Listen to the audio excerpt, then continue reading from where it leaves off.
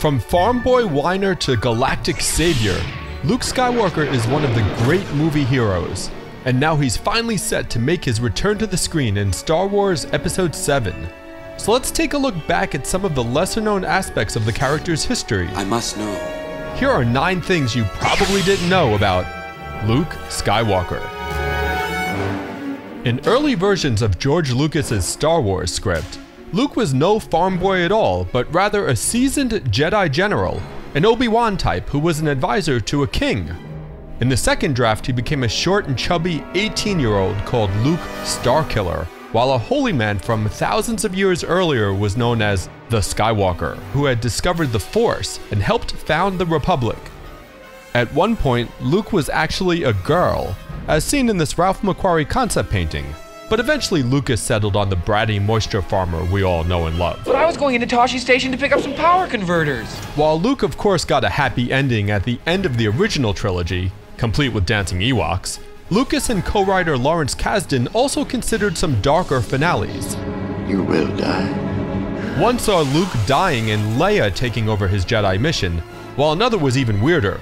Upon Vader's death, Luke would then put on his father's mask and announce that he would now destroy the rebel fleet and rule the galaxy. And hey, it could still happen. Mark Hamill is and always will be Luke, but many other familiar actors from the 1970s also auditioned for the role, including heartthrob Robbie Benson and William Catt. Don't you realize what's going on out there? The greatest American hero himself.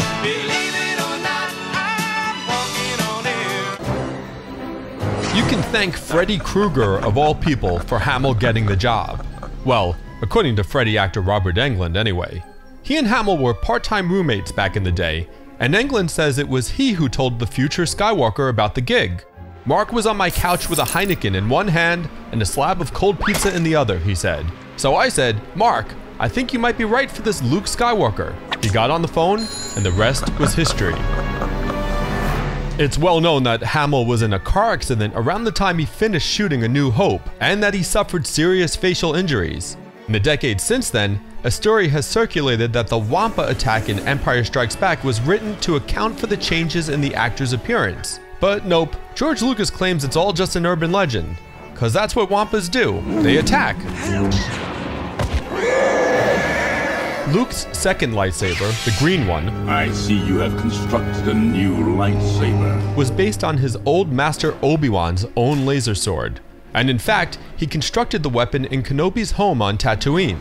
This was featured in a deleted scene from Return of the Jedi that finally surfaced for the Blu-ray release some 30 years after it was shot. You know what they say, an elegant weapon For the more civilized age. Storyboard art from Return of the Jedi shows that at one point, Luke's robotic hand would have been cut off during the sail barge scene, but it kept crawling all on its own toward its lightsaber. What's with Star Wars and all the severed limbs anyway?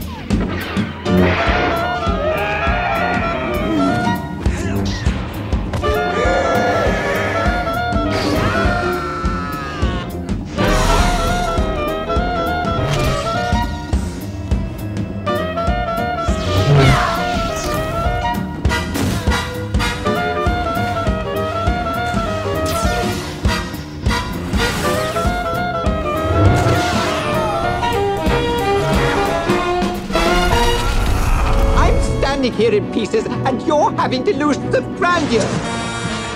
Look, it's Luke Skywalker and C-3PO. Prior to the release of The Empire Strikes Back, Luke showed up on the Muppet Show back in 1980, giving fans a first look at his Cloud City costume. But Hamill also appeared as himself in the episode, as Luke's cousin. This was due to the actor's concerns over being typecast as the Jedi character, and really, who can blame him? Say, Luke, who's your tailor? I love that outfit. Luke Skywalker will never die. Well, his Force Ghost won't anyway. Just like Obi-Wan, Yoda, and, both versions of Anakin. Luke became one with the Force eventually. True, this is according to the expanded universe of Star Wars media, which maybe sorta doesn't count anymore, but it just makes too much sense to discount it. And besides, as everyone knows, Mark Hamill is immortal too. and